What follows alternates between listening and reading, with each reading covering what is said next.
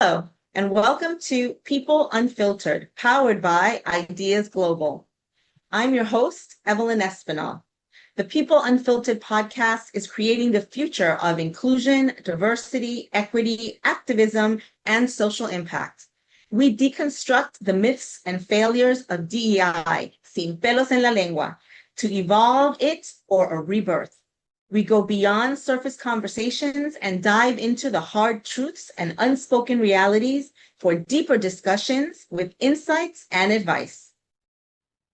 Hello, Heather, and welcome to People Unfiltered. We are so excited to have you here with us to share your extraordinary story and the work of your organization. Thank you for joining us. Oh, well, it's a great pleasure to be here, Evelyn. I was really excited when you agreed to be a part of the podcast because I find that your experience and your background, your work in dismantling apartheid in the 1990s is so important for the work and the changes that are happening here in the US. You've written actually about the background of privilege that you had as a white person in South Africa.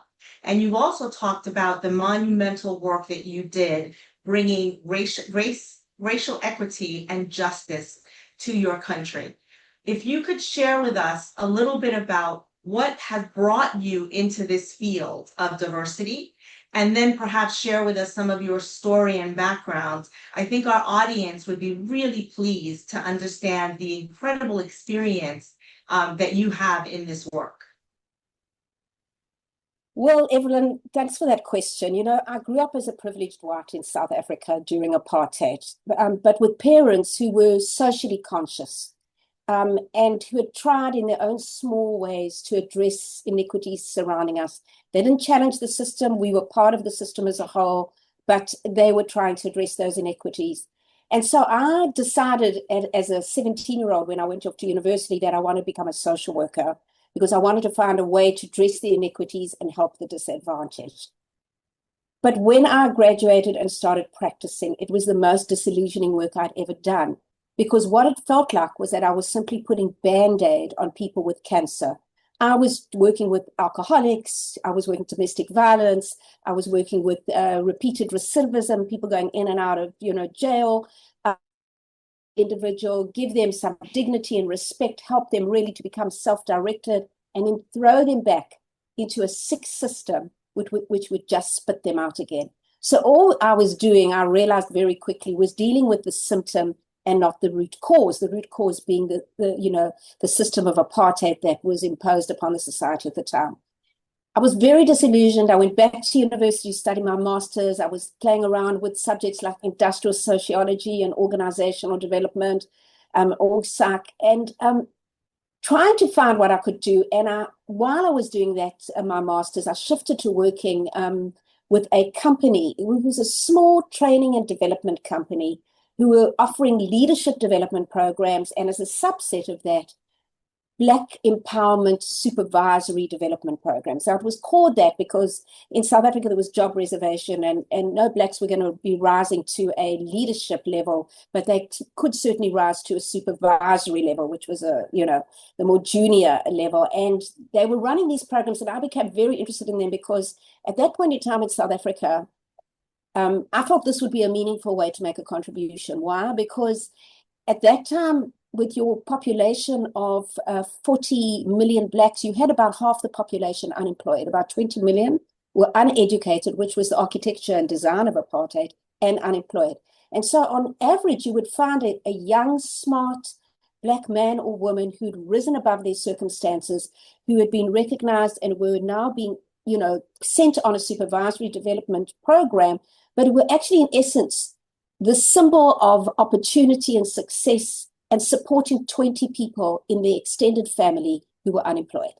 So I thought if one could touch that one individual, you could have an impact on, a very large group around them, especially the many children who were in the extended family who could see, and be aspire after the one individual who was succeeding. So I started working for them while I was still trying to work out what I was going to do, in which direction I was going to move. And this was running these supervisory development programs. And an opportunity arose at the Mercedes-Benz plant. They won a an RFP to go and run a management training program for the leadership of the Mercedes-Benz plant. The plant employed 4,000 workers, had about 12 white managers, or job reservation. All the managers were white. And I was supposed to go down and scope, the content of the leadership development program, how to help these white managers relate more effectively to the black workers in the plant. And, kind of a cross-cultural motivational development program. Well, I flew down to Port Elizabeth, where the Mercedes-Benz plant was headed, and it didn't take a rocket scientist to understand what was going on in this plant. And what I understood immediately, I was going to spend 3 or 4 days there, what I could understand at the end of day one was that there was no brilliant training, no matter how brilliant our training and development program would be that we might devise for them. The problem was not about giving the leaders cross-communication skills, cross-cultural communication skills. It was really that they had a mini apartheid system operating in this plant. Now, to try and set the scene for you, the South Africa at that point in time was the worst performing plant in the world. Germany, Mercedes-Benz had this fabulous way of measuring performance in the plant. They would see how long would it take to assemble a particular model vehicle and how many faults did it come off the assembly line with. And that was their measure of performance and productivity in the plant. And at that point in time, this was 1989, okay, Germany was the best performing plant in the world. They would take 6 days for a particular model, Mercedes-Benz, to come off the line, and it would come off with 14 faults, which had to go back to be fixed. But in South Africa, in comparison, the 6 days, it took 14 days. Instead of 14 faults, it came off with 68 faults. Wow. So there was a new CEO who'd been sent over to turn the plant around, because what they believed was if they couldn't turn this into a more productive, high-performing plant, it would be shut down after 1 year. So this was the context in which I arrived. But of course, when I walked in, what I discovered was what you had was 4,000 black workers who were highly frustrated, who were not the direct beneficiaries of the efforts. There was job reservation. No matter how well they performed, no matter what they did in that plant, they would never rise up. They would take on little white boys who'd come out from school, teach them their job, who'd leapfrog over them and move on upwards.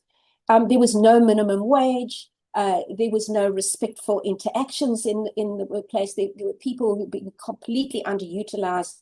And this was not about, equipping the leaders with better communication skills. So at the end of day one, I went in to talk to the CEO, and I said to him, I want to just come and talk to you about what I've been observing. And I really don't believe this is, we can produce the most fantastic training and development program, but this would achieve nothing. The problem is you've got a mini apartheid here. You are subscribers to the Sullivan principles that emerged from the US at that time, which meant that if you were operating in a society like South Africa, where there was job reservation and no minimum wage, and people couldn't have a share interest in a company, and they had to live outside of the area where they were working, you could certainly create a principled operation, like an embassy type approach within your own organization. And that's what he needed to do. And he listened to me, and I think he wouldn't have listened to me if he'd been a South African CEO. He would have just tossed me out the office and said, go back to where you came from, and phoned my company up and said, send someone to me who talks sense. But because he was an outsider coming into the system, he could understand and accept, and was not highly defensive about what I was saying. He listened very carefully, and he said, hey, this is really interesting. But he said, I have a major problem, because I've been sent here to turn around this plant in 1 year. How am I going to do what you're talking about, dismantle the system of apartheid in here, in 1 year? It's not going to be possible. What are you talking about? I said, no, I'm not talking about 1 year. I'm talking about a 3 to 5 year plan, because you're going to have to identify underutilized potential. You're going to have to upskill the individuals who are being underutilized. You're going to have to close the pay gap. You're going to have to do all of these things and build, a team of leaders who can work respectfully with your 4,000 workers. All of that is going to take you 3 to 5 years. He said, let me think about it. So I went back the second day, gathered more information, which just reinforced my conviction that what we had to do was dismantle the system, not fix the people. We had to dismantle the system. So when I came back at the end of day two, he said to me, okay, I've been thinking about this. Tell me what I have to do. And I said, look, I can help you draw up a 3 to 5 year plan and tell you what to do. But in essence, the only way you're going to succeed as this is if you come up with an idea a symbolical act that will enlist the trust of this workforce. Because though you're not South African, you are a white male. You symbolize, you are the symbol of oppression here. And if you tell them this is a 3 to 5 year plan, they won't trust that the change will come, and you won't see those performance benefits emerge very, very quickly in the time that you need them to emerge. So you have to think of something symbolical that you can do that will really enlist their trust. Well, he was an amazing individual, and he went home, and often things in life happen because of serendipity. It's chance. Think of the timing. This was December 1989. Mandela had just been released from Robben Island after 27 years of being imprisoned on Robben Island. And he was on the mainland under house arrest because F.W. de Klerk was negotiating with his release. Now, if you read the newspapers at that time, if you read the right-wing newspapers, they were saying, this is doom and gloom, we're going to descend into a bloody revolution. How can de Klerk be negotiating with a terrorist? This is the end of South Africa. If you read the left-wing papers, they were full of buoyancy and hope. The newspapers were saying, this is the step South Africa needs to take. De Klerk's doing the most brilliant thing. If we release Mandela, that we will have a peaceful transition to a democracy, and there'll be a future for this country. When the country was laboring under huge amount of disinvestment, of sanctions that was going on, it was really in economic trouble at the time. And so he came back on day 3, the CEO, and he said to me, Heather, I've got an idea. He said, I've been reading that Mandela is coming out of jail after 27 years with nothing but his clothes on his back, absolutely nothing. The man is completely impoverished, and so are all the people who support him. And he said, we assemble motor cars, and South Africa's got a huge landmass. And, if he is released and we want, to have a democratic process of voting, he needs to be able to move around the country, to be able to reach all his stakeholders and all the people who support him. And he said, I think we should assemble a Mercedes-Benz car and we should donate it to Mandela, and this will empower him. And he said, I think that this will also win the trust of the people, because we'll show them which side of the fence I'm sitting on. Am I sitting on the side that's supporting, or am I part of the group, that is against them? And I said to him, that is an absolutely brilliant idea. If you do that, it will symbolize, which side of the fence. It will give people hope, and it will lead to them trusting you. But I said, of course, you have to get the agreement of the car workers union behind you before you even announce this, because unless they're behind you, the workforce won't, come on board. To cut a long story short, what happened after that was the decision was made that we would announce a 3 to 5 year plan, that we'd have the car workers union on board, and that he would announce the beginning of this by assembling and donating the car to Mandela. And, I still think of the moment, this is many, many years ago, this was in early 1990, by the way. So we moved very quickly on this in early 1990. I still remember standing in that motor car plant. Now, I don't know if you've ever been into assembly plant. It's a huge, huge, huge room with lots of wires and everything hanging down from the ceiling, and many more in those times when less was automated. And, up on the stage stood these 12 white leaders with their CEO in front, looking down on a sea of 4,000 black faces, all dressed in uniform, in the Mercedes-Benz plant, in the assembly plant. And when the CEO announced what he was going to do, it was unbelievable. The workforce just started toying and dancing and singing, with enormous exuberance and excitement. It was as if the roof was going to lift off this plant. I mean, I still have goosebumps every time I tell the story again, because it was one of those things in life which was absolutely life-changing for me as well. They were hugely excited. He announced the 5-year plan, how he was going to develop dismantle apartheid, close the pay gap, identify underutilized potential, upskill individuals, ensure there'd be fair and respectful treatment in the plant. And I had said to him, the most important thing he had to do was he had to measure how long it would take them to assemble Mandela's car that they were going to donate, and with how many faults. And of course, when they did that, and I'll remind you of the figures, Germany's best was 6 days with 14 faults, and South Africa had been way beyond that. When they assembled Mandela's car, it took them not 6 days, 4 days, not 14 faults, but 9 faults. They superseded Germany's absolute best. It was phenomenal and not surprising, And of course, many of the skeptics turned around and said, oh, well, there won't be the sustained impact. That was just for Mandela. And when they go back to assembling the cardboard white fat cats all over the world, it's going to revert to that very poor performance. But it didn't. What actually happened was that the workforce perceptions of fairness for these individuals in the plant working on something they valued, then making them the direct beneficiary of their efforts, understanding that there was a hope and a future for them, led to huge levels of inspiration, incredible high levels of engagement, and tapped into that magic thing, all of their discretionary effort. Because they now felt that if they worked really well and hard, they'd become the direct beneficiary of their efforts. And so it was a sustained impact. South Africa was voted the top quality plant globally in 2001. This is 11 years after I'm telling you the story. And it was one of the top 4 global plants in 2009. And the story here that is so important is they didn't re-engineer the plant. It was all about changing performance, was all about treating people fairly. Yes. And you get the best results.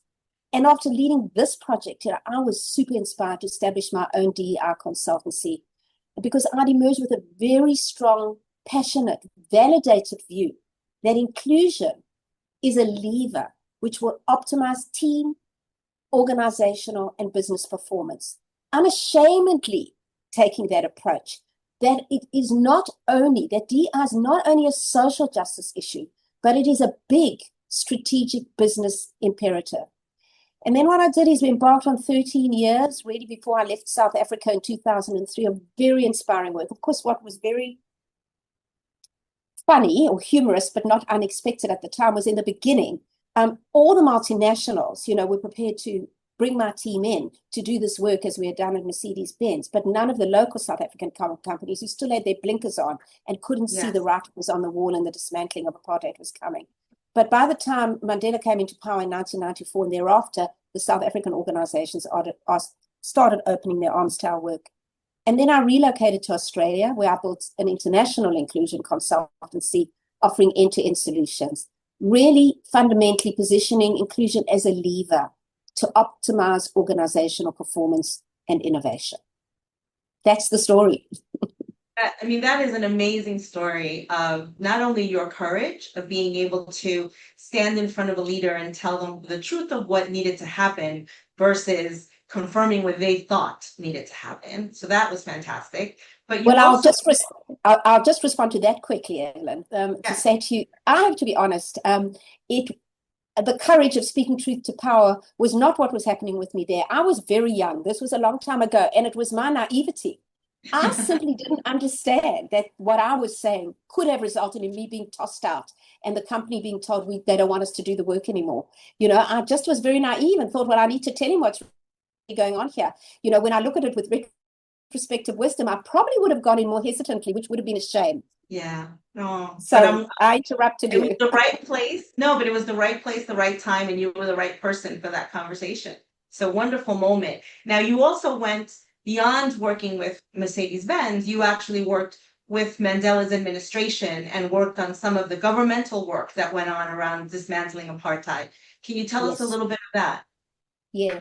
Well, what happened at that time in South Africa is when Mandela came into power, they started introducing employment equity legislation. And so the partner that I took on, Nene Malefi, who was a brilliant Black woman who I'd met in one of my clients and then invited her to join me, had been actively involved in advising them on the employment equity legislation, which, by the way, the irony of it all was influenced by what was being done in America and Canada at the time.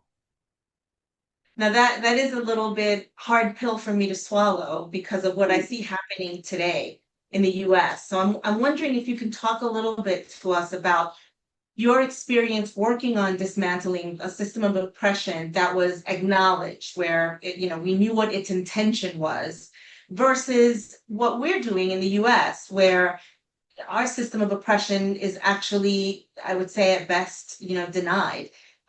We lie about it. We actually try to cover it up. What is your view on those two different perspectives?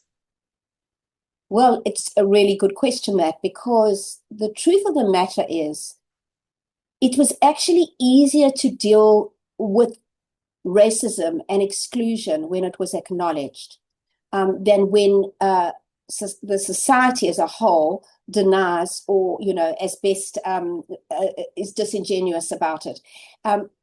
Because when I left South Africa and I arrived in Australia in 2003, everyone told me, this is such an egalitarian multicultural society, Australia.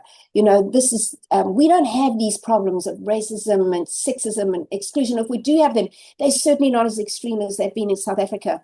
And CEOs would introduce me to the executive team in that way. And they would start off by saying, oh, well, Heather's cut her teeth on the extremes of racism in South Africa. It's very different here. We haven't brought it, because it's so extreme here. And they would, start defending against it. And I had to pull up the CEOs before they would introduce me, after this happened as a pattern. And I would say, please stop doing that, because I'm going to outright contradict you in front of your executive team, saying that the bigger problem is when there isn't acknowledgement of systemic and interpersonal bias, whether it's in the form of racism, sexism, or any other form. And, and when it is disingenuous or you deny it, it was much harder to address, because what you're dealing with, is either conscious and unconscious bias, as opposed to someone who crosses their arms and who says to them, I know what I think about this, and this is what I think and feel, and you're not going to change my mind. And I've come to the conclusion, to answer your question, based on my years of experience in working in these two different environments, that is, you have two choices if you want to turn the needle in an environment where it's being completely denied. The one is to start at square one, spending time trying to reveal their unconscious bias and how it is filtering in and creating exclusion and what the major barriers are to the advancement of a diverse group. And you have to do this by tracking data. You have to put in all the data, not about opinion, not about feelings, but about data, tracking the data on appointments, on promotions, on conversion rates, on, opportunities for exposure and mentoring and stretch opportunities, retention, on, the entire laundry list, to provide an empirical problem statement so that they accept there is a problem to solve for. That is one avenue that you can take. But the other avenue you can take, which I actually believe has been the most successful one, is achieving your objectives, but by what I call stealth, okay? In other words, you're engaging leaders in a training or, consulting initiative to position them to get the very best out of their people, to do more with less, to optimize team and organizational performance through leading inclusively. And so whilst this is the primary objective, and every leader wants that, they want to know how to get the best out of their people, how to meet their aggressive growth KPIs, whatever it is that their strategic objectives are. There's no leader who doesn't want to, optimize the performance of their team. But while that might be the primary objective, the latent result, if you're using inclusion as the lever to achieve that, the latent result is that leaders quickly realize what's in it for them while leading inclusively, and they started leveraging the real value that diversity has to bring to the table and to their team.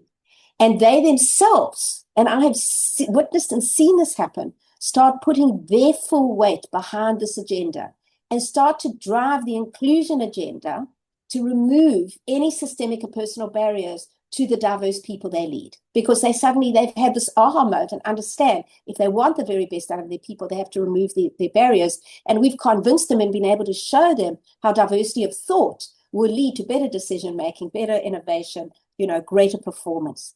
So the focus, that second avenue, focusing on the strategic business case with the knowing that the social justice issues will be looked after on a secondary basis, actually that they will be sought out themselves as a secondary consequence, is what I mean by, the avenue of stealth, when you're in an environment where people are denying it.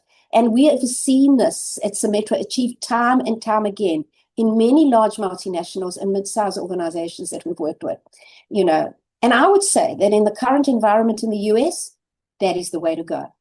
And that is what we're doing with some of our existing US clients who are doing this very successfully. I think the value of what you're describing is that you bring the expertise in how to weave that story and how to ensure that equity and diversity are part of the inclusion lever without actually having to call that out. And I guess what I've experienced in organizations is we often bring in consultants that don't have that extra level. So the organization then moves away from the topic because they're bringing in people that are only talking about leadership and aren't talking about leadership with inclusivity as well. I think that that's one of the benefits of being able to work with a company like yours.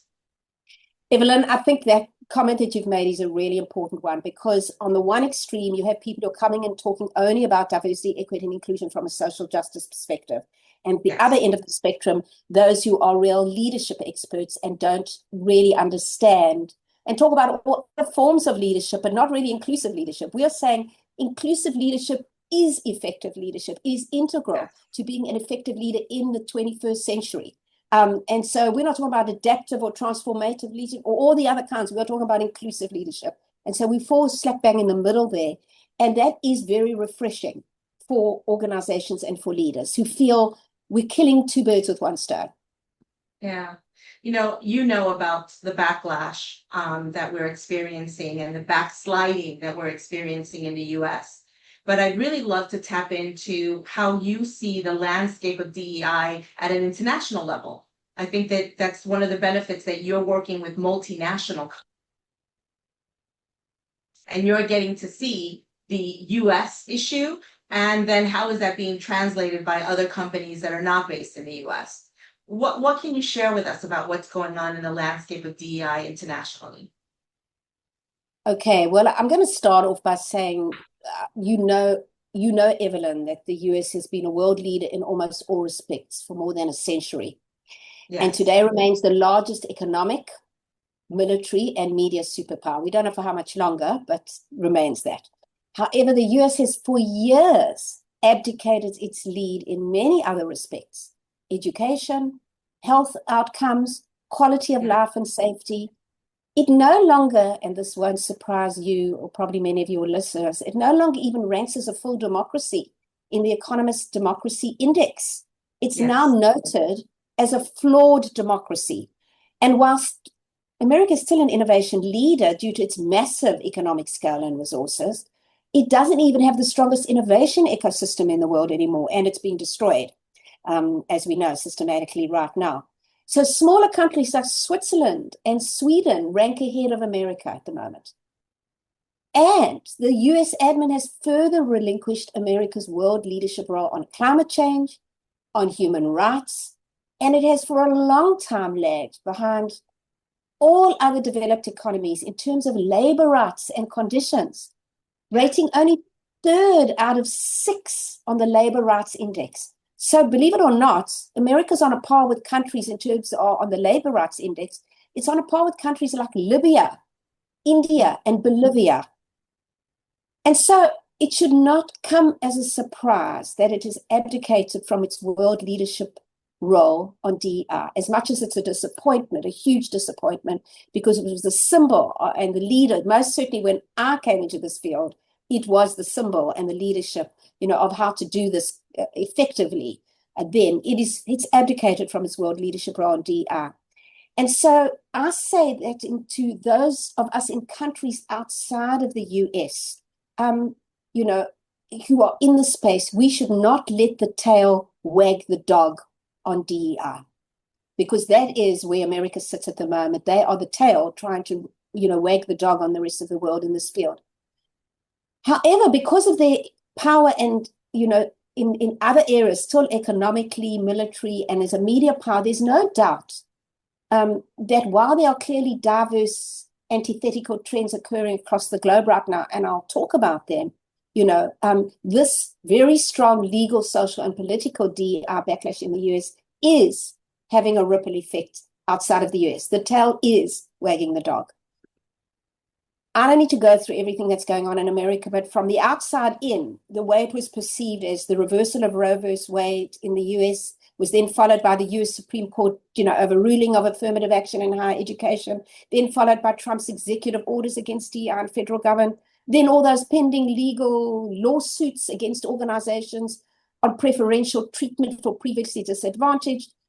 And all of that led to performative organizations, not only those head officed in the US, but ones everywhere else in the world, who were never really committed to DEI in the first place, to stop, to put a stop on all of this, to fire their CDOs, to downgrade their teams, to remove DEI from a seat at the executive table, to really put an end to what they didn't want to be doing in the first place. But on the other hand, for the most part, committed organizations, and this includes many big multinationals, as you know, are continuing. I mean, many shareholder votes have been defeated in the US of these multinationals. Goldman Sachs, Costco, Levi Strauss, Apple, Delta, JP Morgan Chase, Lush, Patagonia, and I could go on and on. There are many of them. But language and positioning has changed across many to avoid bumping up against the US admin. But the real paradox here is that at the same time that this has been happening in the US, in other parts of the world, there's been an absolute upsurge in employer obligations to embed equity in the workplace. This has been driven by, and I'll just give you kind of a bit of a laundry list to give you a sense of how substantive this is. There was the passing of the Respected Work Act in Australia in just the last 2 years, and the amendments to the Equality Act in the UK, both of these imposing a positive duty on employers to create a respectful and safe workplace culture. In Australia, there was the more public gender pay gap reporting, which occurred for the first time this year, and we were just following on the UK, been doing it since 2017. Plus in Australia, the new Safe Work Australia Code with mandatory requirements for employers to proactively mitigate psychosocial risks. And the Workplace Gender Equality Agency in Australia introducing the compulsory setting and reporting on gender targets as of 2026, as of next year for any organization with 500 or more employees. And then, of course, let's move. I've just been talking there about Australia and a touch on the UK, but, corporate social responsibility directives, the CSRD in 2025 in the EU obligates compulsory reporting on gender, disability, and other underrepresented groups. So, and in addition to existing racial equality in employment, that's in addition to the racial equality and employment equality directives that exist already in the UK. So you're another layer on top of those. Japan, as an example, has strengthened legislation recently on disability and on bullying and harassment. And we have also in Singapore, they've just recently strengthened their protections against workplace discrimination. So there are these antithetical trends without question.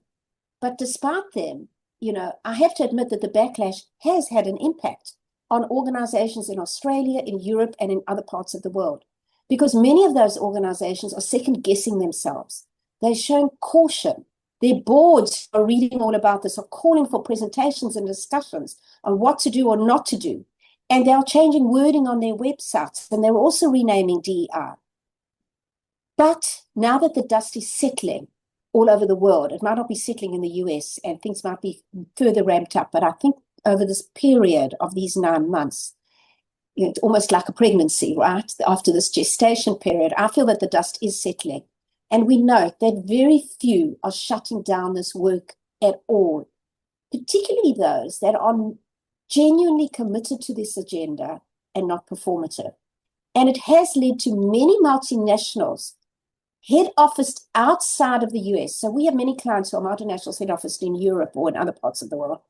And they have, or in Australia or in the APAC region.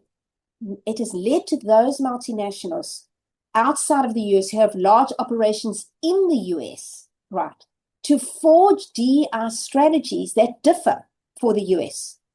Now, the irony for them is that this is not so new for them to do this. They are used to working, these multinationals, and adopting an embassy approach in countries that are less progressive around issues of women, around issues of sexual orientation and gender identity. They are used to doing this. They were just certainly not used to adopting this differential approach for the US, but rather for certain countries in Eastern Europe, the Middle East, or Asia. Yeah. When you were going through the laundry list of the changes and the things that have happened in the US and how we've declined, I couldn't help but think about the very recent Supreme Court decision, which now legally allows for profiling of Latinos. So based on your accent or the color of your skin or the job that you have, it is now legal, temporarily legal, for ICE agents, so that immigration agents, to detain and question individuals just based on that, on the color of their skin, their accent, and the job that they have. So I see this steep decline as you were describing it over years, and it feels like it's accelerating. It does feel like here in the US, we need to treat it differently. And I don't know if you see any connections to what it was like during an apartheid era in South Africa. Well, no question, Evelyn. This is reminiscent when you describe this, latest action, this racial profiling and questioning of people in the street. This is reminiscent of exactly what it was like in South Africa during apartheid. If if you were black, you had to carry a pass. You had to you were questioned. You did not have the same rights as everybody else in the population. It looks like this is the direction that America is heading in. There's something we were talking about called the triple whammy: the attack of DEI by the administration, the cutting of the funds for USAID, and the tariffs. And all of these are happening in the international sector has to react to these. I wonder if you could talk to us a bit of what has the tariffs done to leave the DEI departments vulnerable, and perhaps even talk a bit about how does the humanitarian fund crisis affect the work of DEI? Well, to start off with the tariffs, Evelyn, no question they leave DEI teams and initiatives in large organizations hugely vulnerable, because the tariffs and trade wars have created enormous market volatility across the globe. And when markets are volatile, when there's economic uncertainty, many organizations go into cost constraints and they start freezing on all kinds of spend.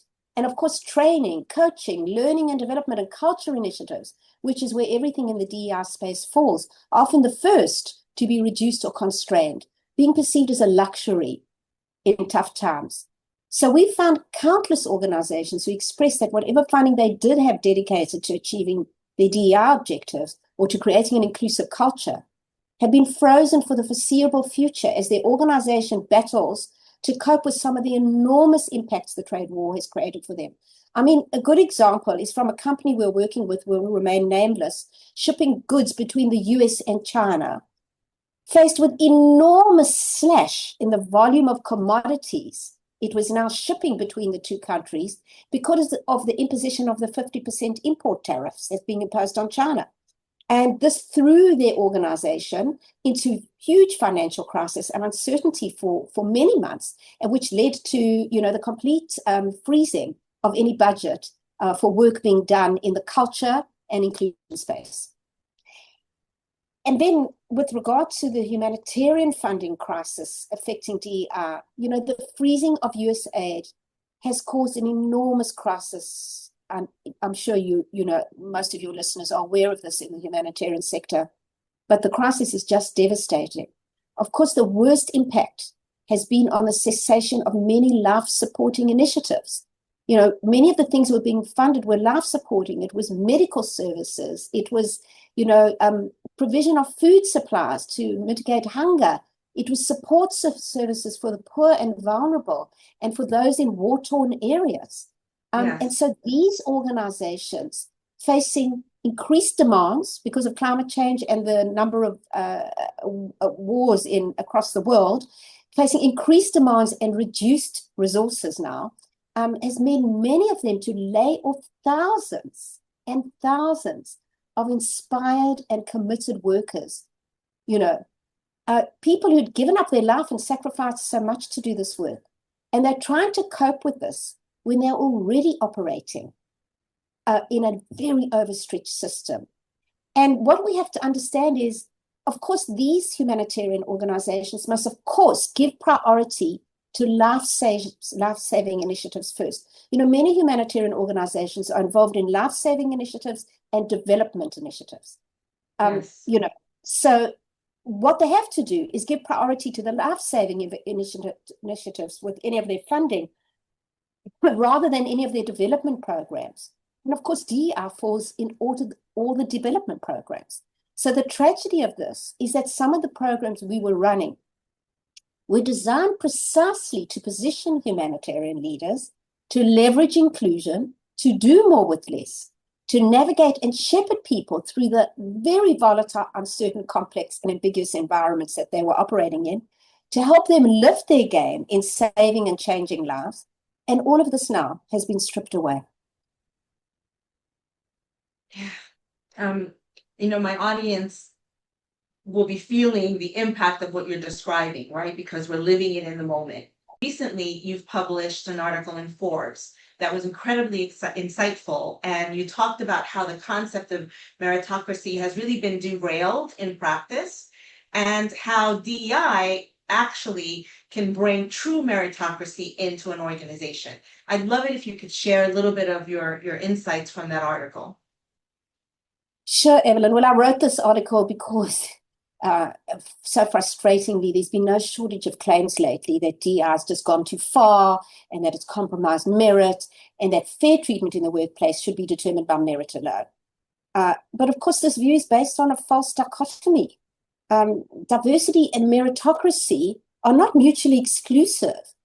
Far from undermining merit, a well-designed and well-implemented DEI strategy nurtures merit, because what it does is it identifies and it dismantles hidden barriers in practice that exclude anyone and everyone from fair opportunity. That's what we've just been describing.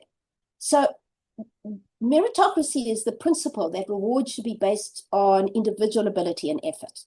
And of course, it's a cherished ideal, but research shows that when institutions or organizations declare themselves to be meritocratic, they often become more, not less biased. This is the paradox. In a foundational study, it was found that companies who profess a strong belief in meritocracy were more likely to reward men over equally performing women, because the belief that they are a meritocracy, just because of that, and therefore undeniably objective, and the belief that they are a meritocracy and they're undeniably objective, ironically, reduced any self-scrutiny in their decisions. They say, I don't have to scrutinize what decision I'm making, because this is a meritocracy. So automatically my decision is meritocratic. And so it really was giving managers a subconscious permission to act on their stereotypes. So here is a critical truth, which I spoke about in the paper, and which I know in the article, and a lot of people wrote back to me about, saying that this really resounded with them, is declaring a system meritocratic does not make it so. Just saying we are a meritocracy here and putting it in our values does not make it so. Genuine meritocracy requires active effort to identify and then to correct the systemic distortions, that will act as a barrier to the progression of all talent. And this is precisely what DEI practices set out to achieve. They set out to recognize and reward true merit and embed fairness for everyone in the workplace. So, I also included in the article 4 evidence-based strategies to build a diverse meritocracy without backlash.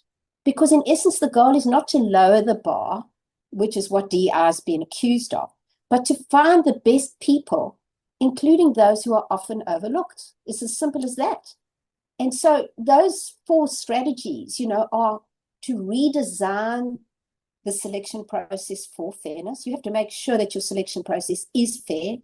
And it includes a myriad of things which we all know about in DEI, like reframing and refining job descriptions, with communal rather than agentic language, recognizing transferable skills and experience, using structured interviews, removing identity markers on CVs, relying on skill-based assessments rather than credentials or referrals, which often perpetuate exclusivity, all that stuff.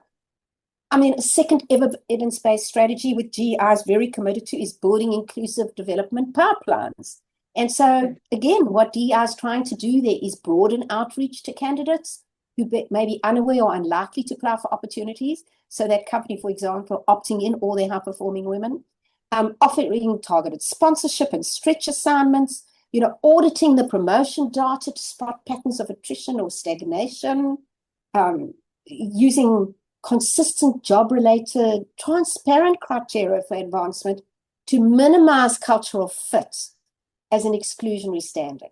Cultural fit is used as an exclusionary standard, rather than looking for culture add. Ways to disrupt similarity and affinity bias in managers, mandating the use of bias disruption processes in talent acquisition and talent management. So that's all about building your inclusive development pipelines. I mean, your third evidence-based strategy here would be to communicate DEI as a tool for better business outcomes. What I was talking about in the beginning, position it as a business and an innovation strategy. Frame DEI as enhancing merit and objectivity, not compromising it. That's what I call the article. DEI optimizes, not compromises merit. And highlight the performance dividends of diverse teams. That they lead to better decision-making, greater creativity, stronger financial results. These things should not just be a little add-on. They should be central to what you do in the space. I have to tell you, Evelyn, you've heard, I've been in the field for over 30 years now. And I hear from lots of DEI practitioners, we don't have to talk about the business case. We've been there, we've done there. Let's just get on and get into the practical things. But all our work done with the 360 assessment, the Inclusive Leadership Index, which identifies the 9 competencies that define what inclusive behavior looks like. All our work with thousands of leaders now across the world shows that the rock bottom competency is valuing diversity. So don't tell me you've been there, done that, and you want to move beyond it, unless you can build a narrative for the leaders where they understand that this will actually lead to high performing teams, organization, help them get those aggressive growth goals and so on. You can't do this work effectively. So it's part of your evidence-based strategy. And then the fourth and last evidence-based strategy is, lead with empathy. Don't lead with mandates. Top-down DEI mandates often really backfire because they're seen as imposed, they're seen as impunitive. Instead, build those coalitions I was talking about and engage managers as partners in how to discover talent that's being overlooked. Position inclusion as a fundamental enabler and a fundamental leadership competency for future fit leaders. Remember what I said, inclusive leadership is effective leadership. It's not an add-on that's just related to the diversity and inclusion agenda. It's actually fundamental to positioning your leaders as future fit, just to be good leaders in the 21st century. Because the competencies that define what inclusive leadership looks like are those that HBR publishes in all their research are the competencies that make you future fit. And, leverage employee voices to build understanding that the objective of DEI is to recognize and reward true merits and to embed fairness, for everyone in the workplace, not just for the previously disadvantaged. Heather, this has been a masterclass in DEI application, really thinking about how to bring these topics and how to position this work in an organization. I am just so grateful that you've been willing to share your wisdom with me and with our audience. It has been absolutely fantastic to sit at your feet and hear the stories and actually understand the kind of impact that you're having every day. I know that you're out there fighting a good fight on behalf of DEI, and we're very lucky to have people like you in the industry. So thank you very much for your time and for all of these fantastic insights and practical tips. Thank you, Evelyn. It's been great to talk to you.